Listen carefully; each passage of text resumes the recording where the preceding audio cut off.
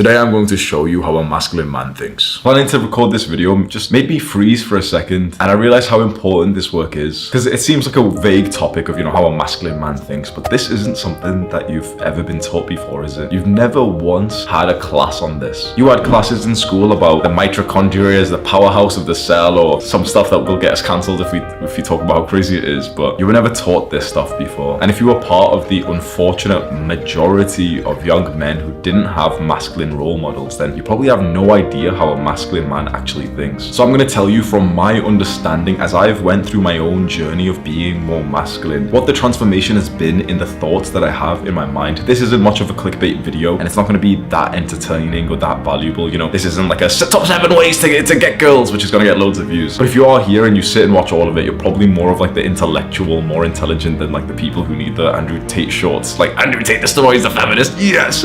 So let's first see if you can relate to how I used to think when I was younger. Through all of my childhood, through all of my teenage years, and also for the first few years of my 20s, I thought like a stereotypical feminine man. The thoughts that I had in my mind from moment to moment were so feminine and so problematic. A huge mistake, leading straight to failure, leading straight to heartbreak, straight to being unsuccessful, to being broke. You guess what kind of thoughts I had in my mind? It was all about wanting love and affection and intimacy. And that doesn't seem bad, does it? That seems okay, yeah? This isn't any like pussy stuff or anything. We actually know that like love or feeling of belonging is very important for all kinds of people. Psychologists have proved this to us many times. But when you obsess over that, do you think it's gonna help you to get it? Do you think younger me, who was obsessing over his crush, was gonna attract her? Where I was having these needy, obsessive thoughts about a girl that I had a crush on who I'd probably never even spoke to. Do you think I did well in my exams? Or do you think I did well in sport or maybe a business outside of school? No, I was so distracted. And that was kind of like my natural automatic thoughts. Just through the day, my mind would ruminate on like just getting girls and wanting to like just get love in my life. Please let someone love me. But how about my thoughts when it came to being in some kind of like masculine place? Let's say, I'm 14 years old and I'm playing football with my friends in school. What was I thinking there? Maybe it'd be similar to what you used to think in this kind of environment of, playing sports when you were younger. My mind was so feminine that even though there was a goal and a mission and something to do, something to accomplish, there's the ball, okay, get it into this net, that's the objective. Instead of striving to be good at the thing we were doing, like football, my mind was complaining. I hated that I was uncomfortable. If I'd run for just a few seconds, my mind would think thoughts like, oh, this is so hard, it's so painful, oh, my stomach really hurts, I've got a stitch, oh, my legs really hurt, I should probably just go slow because that one time someone told me to go slow, so yeah, I'll just ease up, I'll probably just stand around for the rest of the session, and oh, look, there's Jack, let's go talk to Jack, hey Jack. Do you think I scored many goals? And then you see one of those masculine kids. Isn't it obvious what he would have been thinking? Oh man, we're down 2-3, let's hustle up, come on, I've really got to sprint faster next time. Objective based, focused on the mission, on the purpose of what he's currently doing. That is masculinity. This really translates into the rest of your life, because when I was still quite feminine, age 22, and I wanted to get into entrepreneurship and I really wanted to start a YouTube channel, how do you think it went? Do you think suddenly I was so driven, yes, I'm gonna do this, I'm gonna wake up early and I'm gonna do loads of work and it's gonna be so good? Or do you think I procrastinated, I daydreamed, I lied to myself, I disrespected myself and said, yeah, I'll do it after lunch. Yeah, it's kind of late right now, I'll do it tomorrow morning. Oh man, I woke up late, so I'll just do it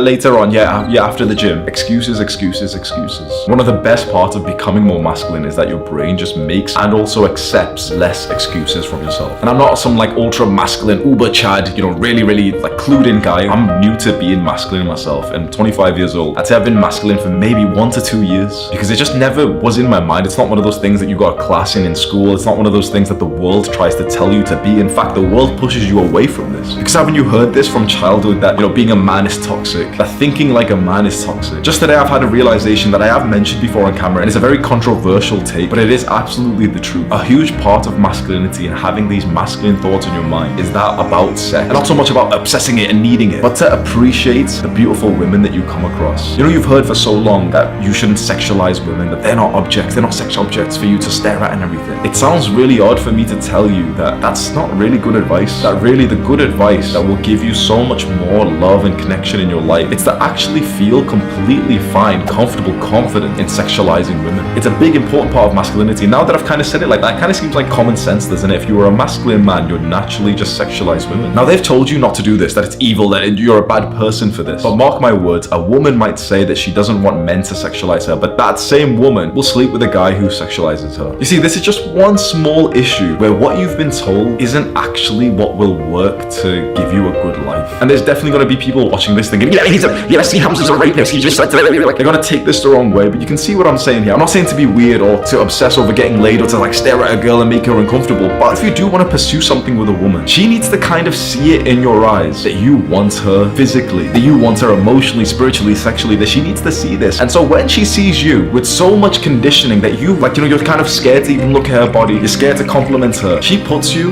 in one of two categories, Jeffrey or Adonis. And which one do you think she's going to put you? If you're like this very timid guy who's like, you know, so modest, yeah, like I'm a male feminist, I don't care about sex. This doesn't mean that you have to be a degenerate. This doesn't mean that you have to be like sex obsessed or anything. But a healthy masculine man finds the sexual and romantic sides of his life incredibly important. And even if, for example, let's say you're waiting for marriage, you should still feel this core masculine energy inside of you that wants to get women. You don't need to indulge in it, but it's important to have these thoughts and this feeling and to just harness that energy into something productive. Because so many guys, so unfortunately, have believed the lies that we've been told for all of our lives, which I don't blame them for, because when everyone's telling you, yeah, act this way, don't be masculine, you're a rapist. Well, I can't blame some young Jeffrey who believes that, can I? I don't know if this is common sense to you, but this was almost like a realization for me of how beautiful work like this is, where you can go online and you can hear essentially the thoughts, right, the words of other guys. And if you want to be like those other guys, it may be absolutely life-changing for you to consume their content. Maybe you've already thought to yourself that what you've learned from me has been quite valuable. When you really think about what this is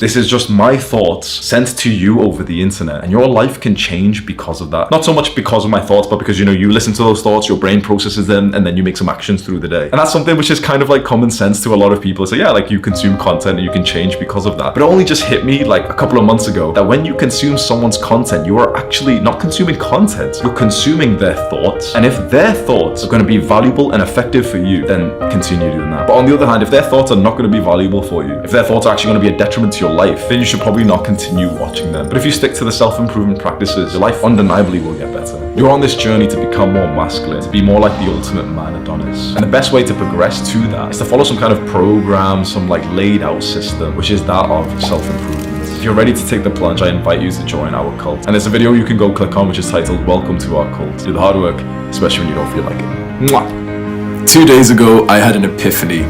I was sat in the car at about midnight chilling with this girl. This girl's into me. I'm not gonna lie, this girl is into me. It hit me that she is there because of the self-improvement. Now obviously, I didn't tell her about self-improvement. This is like a secret club. We don't tell civilians that we do self-improvement. We work hard in the shadows, and then when people see us, we act like it's effortless, like, oh yeah, me or my body, no, like a few push-ups every day, bro. And so a major part of self-improvement, which I don't speak about so much, mainly because my family watch my YouTube videos, is getting girls. Because I would say that the self-improvement niche, the community, is at least 90, maybe 95% male.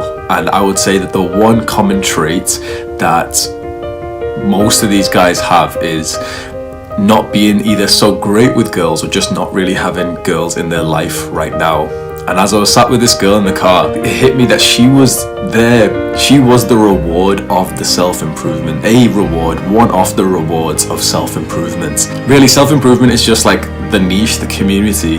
It boils down to just doing the work. As men, we aren't born with some kind of natural value. Our value is solely through doing the work, how much work you have done. This girl's lying on my chest, I'm flexing my chest, and she finds it really funny, and she's like, you know, poking my chest and stuff. It hit me, and I was just thinking, like, you are here because of those 200 workouts, because of the 200 days that I've tracked my calories, because I've been meditating, because of those 1,000 hours that I've read about game and all of this stuff online, and all of this just self-improvement in general. And that made me happy.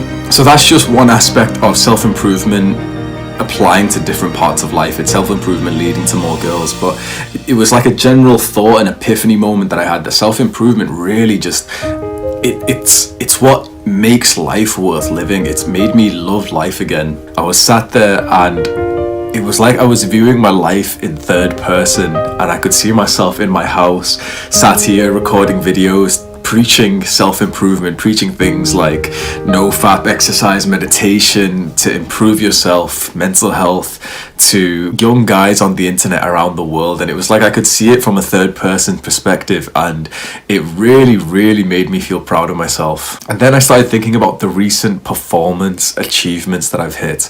200 workouts. Here's a screen recording of the app that I use to track my workouts. Look how long it takes me to just scroll up my workouts from June.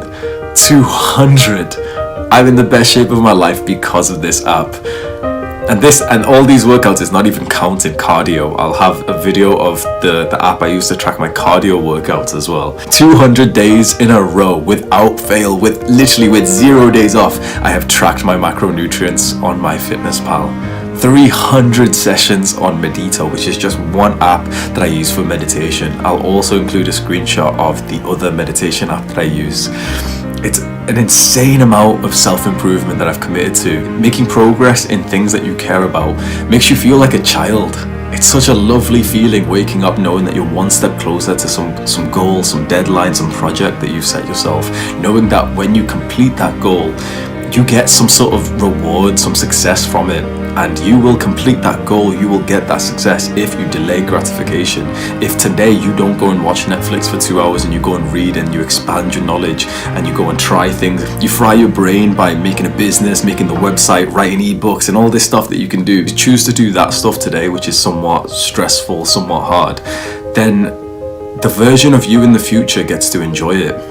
I feel genuinely so happy and proud of myself right now because the version of me 6 months ago put in that work. I journaled about this the other day and said that I'm grateful for the younger version of me from a couple of months ago, because rain or shine, he went to train with the gymnastic rings, and this blew my mind. All of this is happening whilst this girl's just like laying on my chest and I'm flexing it. But this blew my mind that for the last 6 months, rain or shine, even if it's freezing cold, even if I don't feel like it, I've been going out and exercising with the gymnastic rings. How weird is this, that the gymnastic rings training is completely normal? It is literally like a part of my life now, just completely normal. How weird is that this is now a habit that I've made, that over the few months, a few times, every single week, it has led me here to this point where I'm pretty good with them. I can do a handstand press. This, what you're seeing right now, is not a picture. This is not a picture. This is a video. I held a one leg front lever for 25 seconds. I literally turned gravity off for a little while. All of this I thought while still in the car with her, and she's talking to me, like, all I could just think was like, nice, Hamza. Like, I felt insanely proud of myself. After a few months of committing to this self-improvement, I can actually now understand that massive desire of working long hours, working really, really hard to make money, to level up a business.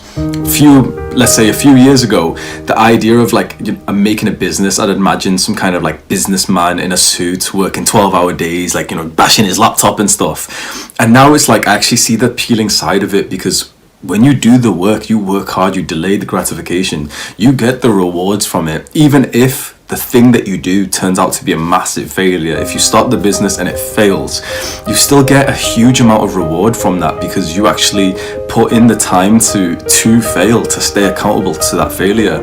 That in itself is one of life's greatest learning lessons. That leads to just a better life with better memories, that you spend 6 months trying a business and it failed. As long as you've got the good mindset, that's something that you want in life. And if it works, if you really put in the effort and the stars align and it works, then you've got an opportunity to better your life and to make money. And this is another thing that self-improvement has gotten me. I hope that it doesn't seem like I'm boasting or anything, but I'm making online income. I want to repeat so many times that I am not special, that whoever is watching this right now, chances are that you are a harder worker than I am, you are smarter than me, you probably got higher grades than me in school.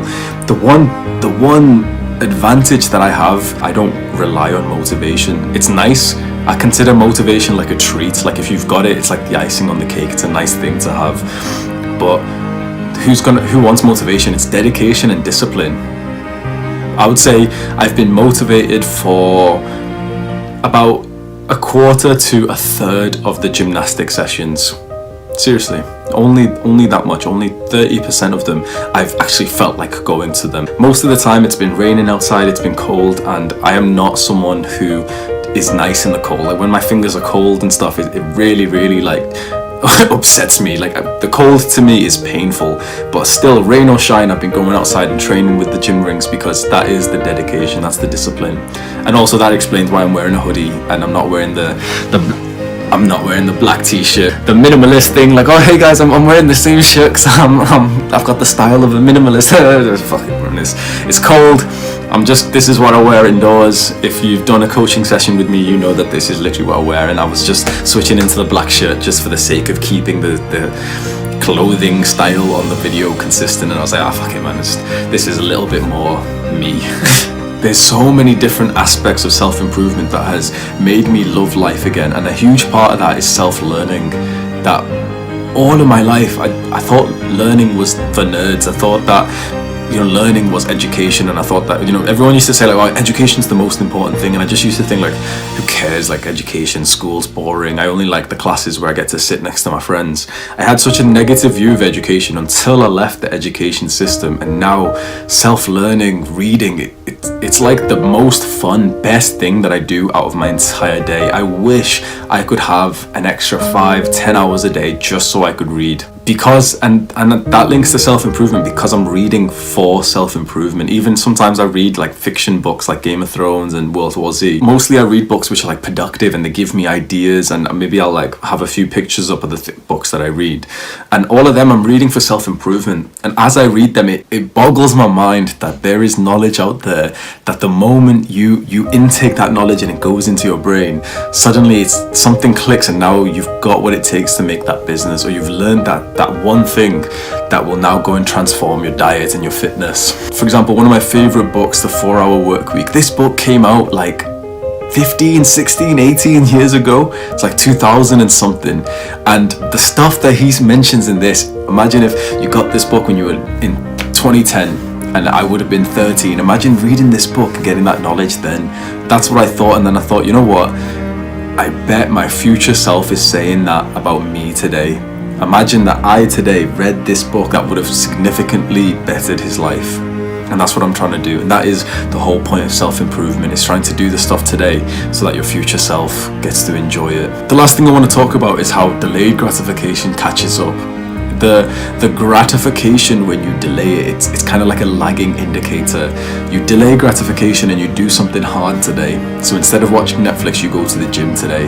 Instead of playing video games, you buy the gymnastic rings and go for a session. You've been going to the gym, you've been training with the rings, you've been making a business, learning a skill for like a month, and you don't really feel very different. But the result of that is like behind. It needs time to catch up. It's not something that you notice and you go like, oh, I look a little bit bigger today, nice. It's you look at yourself and you're like, am I crazy, or do I look significantly bigger today in the gym? Or just suddenly, you started the website, you got no sales, whatever, and suddenly you're making £500 a month. This was my goal for the last more than a year. Literally a year ago in December, I left my full-time job thinking that it is possible to make £500 a month online, and if I was making that much, maybe I'd work a part-time job, I'd have a full-time income instead of working 40 hours a week. And I'm here. It feels like, I've been doing the work for 6 months, and it literally just feels like the results just caught up with me, just hit me right now that I've hit that goal. I have to set new goals and even bigger goals, and maybe this is like, hopefully I'm not going to jinx myself, maybe this is a bit of law of attraction or whatever, but check back here in 3 months, in 6 months time, and that £500 would have been scaled up. I'm pretty adamant that by my 24th birthday on June 10th next year, my income's going to be at least £1,000 a month. And that means that it's kind of like a basic full-time wage, and it's going to be through stuff that I am genuinely so passionate about. After each and every call that I take for coaching, I literally just think to myself, like, how was that my work shift? That was my work shift. I hop on a call with these guys and they like ask me questions about self-improvement, and I teach them what I know, and we talk about some random stuff. I set them goals. I would have been doing that stuff for free. That's the stuff that it puts me in a flow state, and I'm literally the 1 hour, the 2 hour call, it goes by so quickly. It puts me in a flow state, and I would be doing that stuff for free. The fact that I'm making money from that, it's again something that I'm grateful for my younger self for self-improvement for, because that is the reason why today I'm getting an income from essentially almost tied from YouTube, not directly from YouTube, but the people who watch my videos turn into the coaching clients, and maybe they'll buy stuff, watch me on Skillshare. That is crazy to me.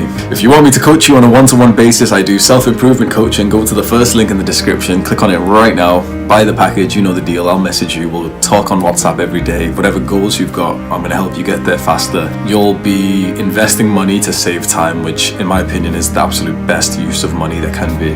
I have an email newsletter that I'm using a little bit more now.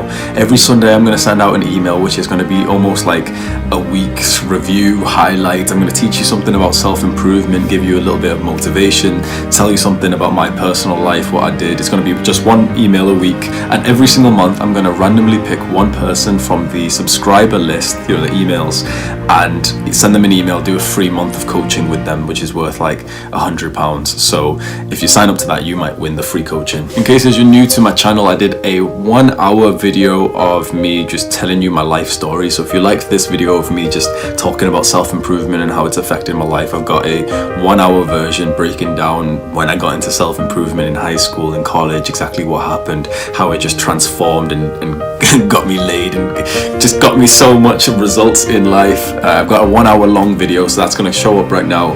Click on it, watch it, get me the YouTube watch time, and then maybe I'll get monetized soon. Take care.